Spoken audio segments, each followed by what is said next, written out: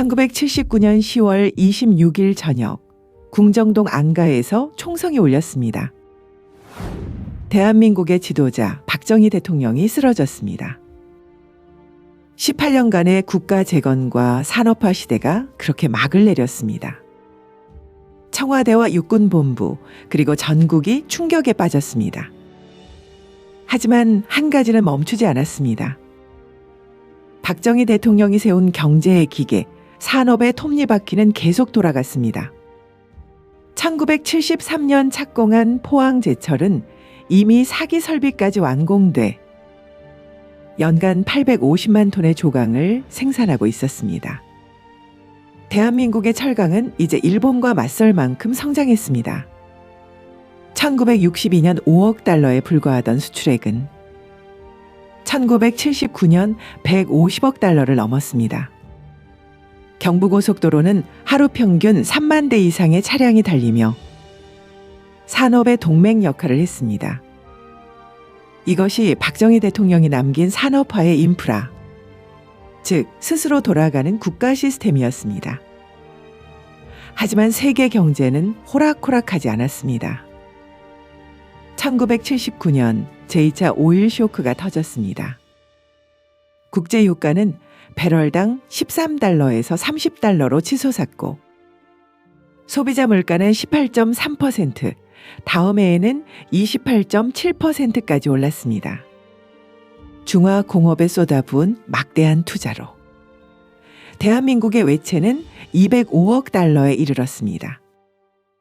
위기가 다가오고 있었습니다. 정치적 공백도 불안했습니다. 최규하 대통령 권한대행 체제 아래에서 정부는 방향을 잡지 못했고 부마 항쟁의 여지는 여전히 거리의 공기를 흔들었습니다. 그러나 산업 현장은 멈추지 않았습니다. 공장은 여전히 불을 밝히고 기계는 돌아갔습니다. 박정희 대통령이 심어놓은 산업화의 씨앗은 이미 국가의 뿌리가 되어 있었습니다. 그리고 사람들은 스스로 묻기 시작했습니다. 이제 누가 이 나무를 키울 것인가? 기적의 시대는 정말 끝난 것인가? 박정희 대통령의 부재는 대한민국의 공백이었지만 그가 남긴 산업 기반은 멈추지 않는 유산이었습니다. 그날 이후 대한민국은 혼란 속에서도 다시 일어서려 했습니다. 그리고 곧 또 다른 군인 출신 지도자가 그 불씨를 이어받게 됩니다. 1980년 9월 1일 전두환 대통령이 취임했습니다. 육군사관학교 11기 출신. 박정희 대통령처럼 그는 군인 출신 지도자였습니다. 그가 내세운 첫 과제는 단 하나였습니다. 혼란의 시대를 안정의 시대로 바꾸는 것. 그는 나라를 다시 세우는 질서로 다스리고자 했습니다. 정권 초기부터 강력한 사회정화 작업이 시작됐습니다.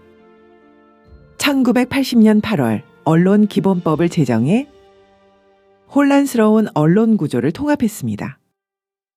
1000여 개가 넘던 언론사가 절반으로 줄었고 KBS와 MBC는 공영체제로 재편됐습니다. 그 과정은 거칠었지만 목표는 질서 회복이었습니다.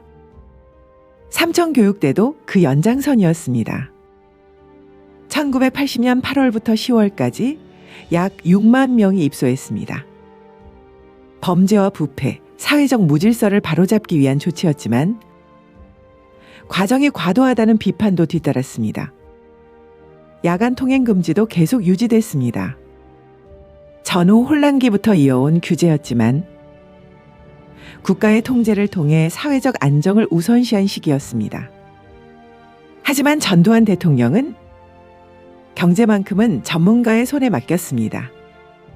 그는 정치적 통제 대신 경제적 자율화를 지향했습니다. 1980년 9월 국무총리에 신현학을 임명했습니다. 경제기획원 장관에는 김준성, 그리고 재무상공부처의 핵심엔 박정희 대통령 시절부터 훈련된 경제관료들이 그대로 남았습니다. 그들은 국가 경제의 뼈대를 아는 사람들이었습니다. 박정희 대통령이 만든 시스템, 계획, 투자, 수출의 사이클은 그대로 이어졌습니다. 1981년 1월 전두환 대통령은 연두 기자회견에서 말했습니다. 경제 안정과 자율화를 동시에 이루겠다. 결국 그가 택한 길은 질서 속의 성장이었습니다. 자유는 제한됐지만 혼란은 사라졌습니다. 경제의 기초는 지켜졌고 공장은 다시 불을 밝혔습니다. 배는 항로를 찾았고 수출선은 다시 바다로 나갔습니다. 박정희 대통령이 깔아놓은 산업의 궤도 위에서 전두환 대통령은 속도보다 균형을 택한 리더십을 보여주었습니다. 1980년대 초 대한민국의 경제는 다시 숨을 고르고 있었습니다. 전두환 대통령은 새로운 길을 그리지 않았습니다. 대신 이미 완성된 길을 단단히 다졌습니다. 그 길은 바로 박정희 대통령이 만들어 놓은 산업화의 궤도였습니다. 1982년 제5차 경제사회발전 5개년 계획이 발표됐습니다. 그 내용은 놀랍도록 익숙했습니다. 중화 공업 고도화, 수출 중심 성장, 정부 주도 산업 육성. 모두 박정희 대통령 시절 경제기획원이 설계했던 틀이었습니다. 경제기획원의 힘은 여전했습니다. 예산 편성과 정책 조정의 권한이 그들에게 있었습니다. 1979년 재무부 차관이었던 강경식은 1982년 재무부 장관이 됐습니다. 그들은 박정희 시대의 경제 철학, 국가는 방향을 잡고 기업은 실행한다는 원칙을 그대로 이어갔습니다. 산업정책도 마찬가지였습니다. 1973년 박정희 대통령이 선포한 중화공업화 선언의 핵심 업종들, 철강, 조선, 자동차, 전자, 석유화학. 이 5축은 여전히 국가의 중심 전략이었습니다. 1983년 제정된 산업발전법은 이들 업종의 세제 혜택과 금융 지원을 집중했습니다. 정부는 박정희 대통령이 남긴 산업 구조를 완성시키겠다고 선언했습니다. 그 결과는 눈부셨습니다. 포항제철은 1981년 5기 설비를 착공하며 연간 생산 1,000만 톤 시대를 향해 나아갔습니다. 현대중공업은 1983년 세계 최대 조선소 타이틀을 거머쥐었습니다. 그리고 이 기업들은 모두 박정희 대통령이 심은 산업화의 씨앗에서 자란 나무들이었습니다. 전두환 대통령은 말했습니다. 선대의 유업을 계승 발전시키겠다. 그는 새로운 설계도를 그리기보다 이미 존재하는 박정희의 설계도 위에 건물을 완성한 인물이었습니다. 1980년대의 산업 현장은 그렇게 박정희의 그림자 아래에서 움직였습니다. 그림자는 어둠이 아니었습니다. 그림자는 기반이자 방향, 그리고 국가 성장의 기억이었습니다. 경제는 과열됐고 외채는 GDP의 30%를 넘겼습니다. 박정희 대통령이 이뤄낸 산업 성장의 속도는 이제 조정의 시기를 맞이해야 했습니다. 1980년 4월 17일 경제기획원은 경제 안정화 종합 시책을 발표했습니다. 목표는 단 하나, 물가를 잡고 균형을 회복하는 것. 그들은 말했습니다. 지금은 성장보다 안정이 먼저다. 정부는 강력한 긴축 정책을 시행했습니다. 통화 공급을 줄이고 재정 지출을 억제했습니다. 1980년 통화 증가율은 27%, 전년의 36.5%에서 크게 낮아졌습니다. 1981년 정부 예산 증가율도 15.8%로 제한했습니다. 1970년대 평균의 절반 수준이었습니다. 공공사업 예산을 줄이고 불필요한 증원은 멈췄습니다. 부동산에도 칼을 댔습니다. 1981년 6월 토지거래 허가제를 전국 주요 도시로 확대했습니다. 양도소득세를 중과하고 투기 대출을 차단했습니다. 1980년 40% 넘게 오르던 서울 아파트 값은 1982년 단 5% 상승으로 억제됐습니다. 과소비 억제 캠페인도 이어졌습니다. 고급 외제품에 대한 특별 소비세를 대폭 인상하고 골프장과 요정, 고급 식당의 사치를 단속했습니다. 결혼식 하객 수까지 제한할 정도로 국가 전체가 절약의 모드로 전환됐습니다. 그 결과는 고통스러웠습니다. 1980년 경제 성장률은 마이너스 1.6%, 1951년 한국전쟁 이후 처음으로 마이너스 성장, 기업 부도가 속출했고 실업이 늘었습니다. 하지만 그 고통은 정화의 과정이었습니다. 1982년 물가 상승률은 7.2%로 떨어졌습니다. 1983년에는 3.4%까지 안정됐습니다. 성장은 잠시 멈췄지만 경제의 체력은 다시 단단해졌습니다. 이 시기의 안정화 정책은 기적의 산업화를 가능하게 했던 엔진을 다시 정비한 과정이었습니다. 박정희 대통령이 만들어 놓은 산업의 골격 위에 전두환 정부는 균형과 자율의 근육을 입혔습니다. 그 덕분에 대한민국은 곧 다가올 세계 경제의 기회를 잡을 준비를 마칠 수 있었습니다. 그리고 그 기회는 예상보다 훨씬 큰 파도로 찾아왔습니다. 1985년 대한민국에 거대한 행운이 찾아왔습니다. 세상은 그걸 삼저 호황이라 불렀습니다. 기름값이 낮아지고 이자가 낮아지고 달러값이 떨어진 그야말로 하늘이 준 선물이었습니다. 첫 번째는 저유가. 1985년 배럴당 27달러였던 석유값이 1986년에는 10달러까지 폭락했습니다. 사우디아라비아가 공급을 늘리면서 세계 유가는 반토막이 났습니다. 모든 에너지를 수입하던 대한민국에게 이건 숨 쉴 틈을 준 기회였습니다. 두 번째는 저금리. 1981년 20%를 넘었던 미국 금리가 1986년엔 6%까지 떨어졌습니다. 기업들은 외채 상환 부담에서 벗어났고 투자가 다시 움직이기 시작했습니다. 그리고 세 번째 결정적 요인, 저달러. 1985년 9월 미국과 일본 등 5개국이 뉴욕 플라자 호텔에서 합의를 맺었습니다.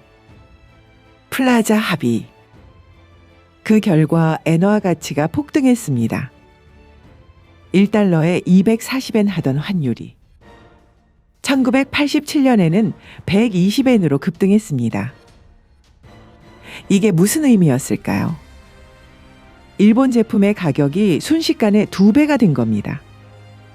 세계 시장은 갑자기 일본 대신 한국을 주목하기 시작했습니다. 한국 제품은 값싸고 품질이 좋았습니다. 그 결과 수출이 폭발했습니다. 1985년 우리나라 수출액은 297억 달러, 1986년 347억 달러, 1987년 471억 달러, 1988년에는 무려 604억 달러를 기록했습니다. 단 3년 만에 2배가 된 셈입니다. 무역 수지도 사상 처음 흑자로 돌아섰습니다. 1986년 45억 달러 흑자, 1987년 79억 달러, 1988년에는 113억 달러. 대한민국은 이제 돈을 버는 나라가 됐습니다. 외환 보유액도 폭발적으로 늘었습니다. 1985년 29억 달러에서 1989년 150억 달러로 5배 이상 증가했습니다. 국민들의 삶도 눈에 띄게 달라졌습니다. 1인당 국민소득은 1985년 2,300달러에서 1989년 5,400달러로 2배 이상 상승했습니다. 자가용이 늘었고 백화점이 붐볐고 가정마다 TV와 세탁기가 들어섰습니다. 그리고 1988년 서울 올림픽. 전 세계가 대한민국을 바라봤습니다. 전쟁의 폐허에서 일어선 나라. 이젠 세계를 놀라게 한 산업국가. 이 시기 전두환 정부는 기회를 놓치지 않았습니다. 환율을 안정시키고 수출 기업을 적극 지원했습니다. 외국 자본과 기술을 받아들이며 세계로 향한 문을 넓혔습니다. 박정희 대통령이 뿌린 산업의 씨앗에 세계 경제가 물과 햇빛을 준 시기였습니다.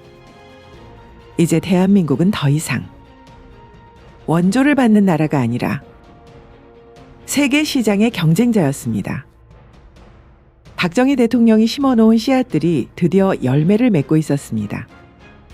포항제철은 1983년 연간 조강 생산량 910만 톤을 달성했습니다.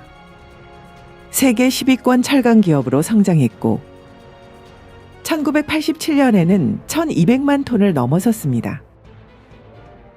1973년 박정희 대통령이 직접 삽을 들던 그 현장이 이제는 세계를 향한 거대한 제철소로 서 있었습니다. 조선업도 마찬가지였습니다. 연간 선박 건조량이 150만 톤을 돌파했습니다. 울산 앞바다를 메워 만든 그 조선소에서 이젠 세계 각국의 대형 유조선이 쏟아져 나왔습니다. 자동차 산업은 본격적으로 세계로 향했습니다. 1986년 현대자동차는 엑셀을 미국 시장에 출시했습니다. 첫 해 판매량 16만 대. 미국 자동차 시장 역사상 가장 빠르게 팔린 수입차였습니다. 1974년 포니를 만들던 그 회사가 불과 12년 만에 미국을 흔든 것입니다. 전자산업은 그보다 더 빠르게 움직였습니다.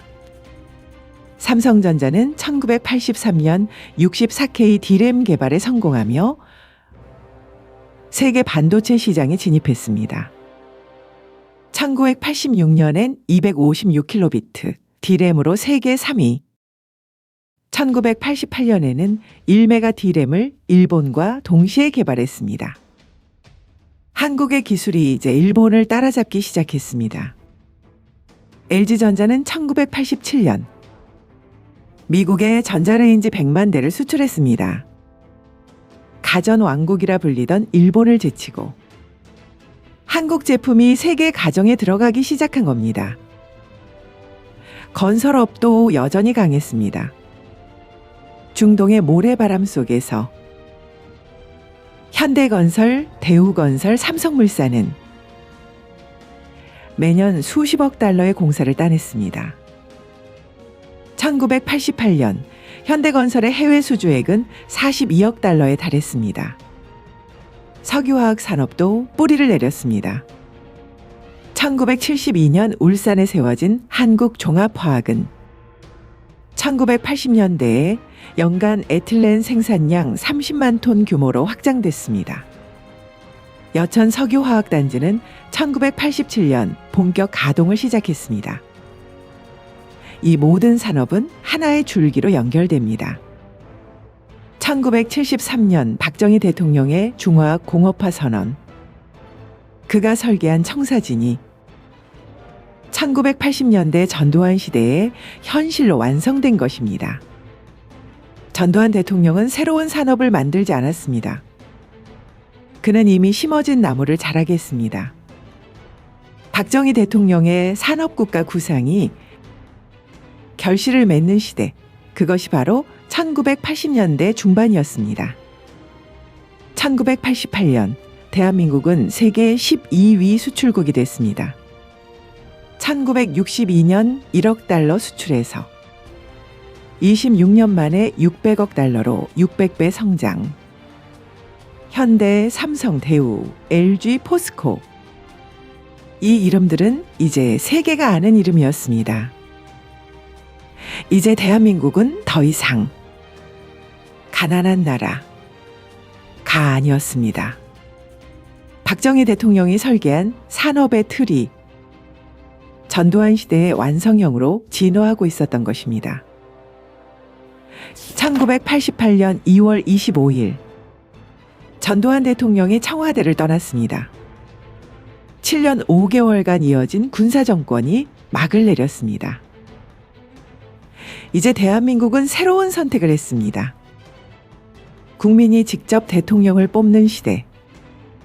노태우 대통령의 취임과 함께 군인 출신 권력의 시대가 끝나고 민주주의의 문이 열렸습니다.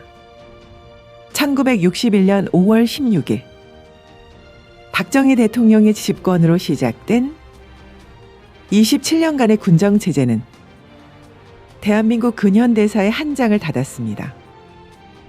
박정희 대통령과 전두환 대통령. 두 지도자는 달랐지만 방향은 같았습니다. 강한 나라, 부유한 국민. 그 목표를 위해 모든 것을 걸었습니다. 그 결과 대한민국은 세계가 놀란 기적을 만들었습니다. 굶주림에서 벗어났고 한 세대 만에 산업국가로 도약했습니다. 하지만 그 길에는 희생이 있었습니다. 공장에서 밤낮 없이 일한 노동자, 사막에서 땀 흘린 근로자들, 자유를 외치다 쓰러진 이들. 광주의 비극은 분명 아픔이었고 그 시련을 지나 대한민국은 더 단단해졌습니다. 1990년대가 열리며 민주주의와 경제가 함께 걷기 시작했습니다. 군사정권의 시대는 끝났지만 그들이 남긴 유산은 여전히 대한민국의 뼈대가 되었습니다. 포스코의 용광로, 현대자동차, 삼성의 반도체, 그리고 광주의 기업. 이 모두가 하나의 유산입니다. 산업의 뿌리, 민주주의의 씨앗. 그 빛과 그림자가 만들어낸 대한민국. 역사는 그렇게 이어집니다. 한 세대의 꿈은 다음 세대의 현실이 되고 다음 세대의 도전은 또 다른 역사를 씁니다. 이것이 바로 시대의 기록입니다. 여러분의 기억 속 그 시대는 어떤 모습이었습니까? 박정희의 시대, 전두환의 시대, 그리고 우리가 살아가는 이 시대까지. 그 기억을 댓글로 남겨주세요. 당신의 한 문장이 다음 세대의 기록이 됩니다. 좋아요와 구독은 시대의 기록을 이어가는 가장 큰 힘이 됩니다. 시청해 주셔서 감사합니다.